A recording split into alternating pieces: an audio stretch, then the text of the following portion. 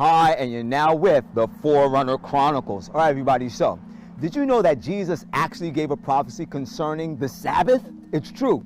If you look in the book of Matthew chapter 24, beginning at verse 15, Jesus made this very interesting statement. He said, "When ye therefore shall see the abomination of desolation spoken of by Daniel the prophet stand in a holy place, whoso readeth, let him understand, then that them which be in Judea flee into the mountains." Now you may not have any understanding of what he was speaking of there, but he gives clear language concerning this issue of the abomination of desolation standing in the holy place in the book of Luke chapter 21 beginning at verse 20, where Jesus said, "When ye shall see Jerusalem compassed with armies, then know that the desolation thereof is nigh."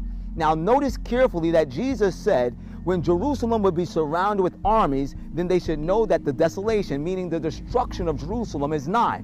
Now in Luke chapter 21 and verse 21, Jesus said, "Then that them which be in Judea flee into the mountains." It's evident that the very same event that's being spoken of in Luke chapter 21 and verse 20 is the same event that Jesus spoke of in Matthew chapter 24 and verse 15.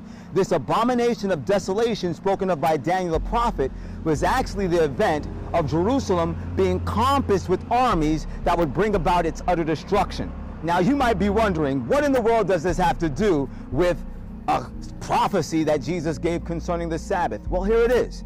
In the book of Matthew chapter 24 and verse 20, when Jesus is warning the people about the event of the destruction of Jerusalem, he says, "But pray ye that your flight be not in the winter, neither on the Sabbath day." In other words, he was counseling the inhabitants of Jerusalem that when the event of its destruction would take place, they should pray that they're not trying to flee that destruction in the winter, neither on the Sabbath day.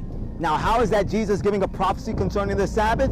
Well, the destruction of Jerusalem took place in the year 70 AD when Titus led the armies of Rome into Jerusalem and ransacked the city and laid it flat with the ground. Blood was running in the streets.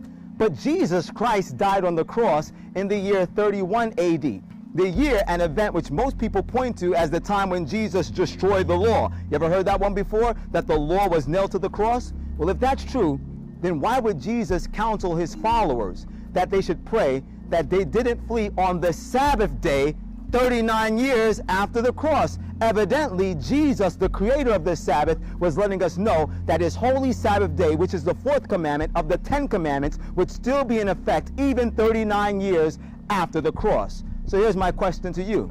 If you love Jesus, why aren't you following his example? The Sabbath day, my friends, is the Lord's day. That is the seventh day of the week, not the first day of the week, Sunday, that was established in 321 AD by the Roman Catholic Church, but the seventh day of the week, Saturday, that you know it as, that was established by God in the Garden of Eden, and that will stand throughout the ceaseless ages of eternity. And as always, this is the Forerunner, and whether you like it or not, the truth is the truth.